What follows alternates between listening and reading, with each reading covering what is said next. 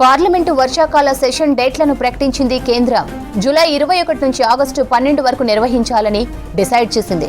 పహల్గామ్ ఉగ్రదాడి, operation Sindoor special session పెట్టాలని India కూటమి నేతలు కేంద్రాన్ని డిమాండ్ చేశారు.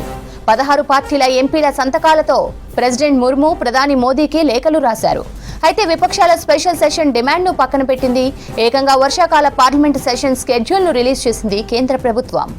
మరిన్ని డీటెయిల్స్ మదార్ అందిస్తారు. మదార్, పార్లమెంట్ సెషన్ డీటెయిల్స్ ఏంటి?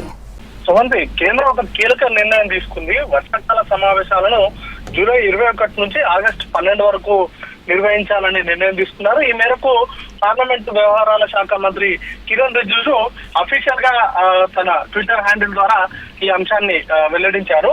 అయితే ఇప్పటికే విపక్ష పార్టీలు పెద్ద ఎత్తున డిమాండ్ చేస్తున్నాయి. గతంలోనే ఆపరేషన్ సింధూర్ అలాగే పహల్గామ్ ఉగ్రదాడి జరిగిన సందర్భంలో ప్రతిపక్ష నేత రాహుల్ గాంధీ, మల్లికార్జున ఖర్గే ఇద్దరు కూడా ప్రత్యేక పార్లమెంట్ సమావేశాలను ప్రభుత్వం తీసుకున్నటువంటి చర్యలన్నింటిపైన చర్చ జరపాలనేటువంటి డిమాండ్ తో లేఖలు కూడా రాశాయి. అయితే ప్రత్యేక సెషన్ కు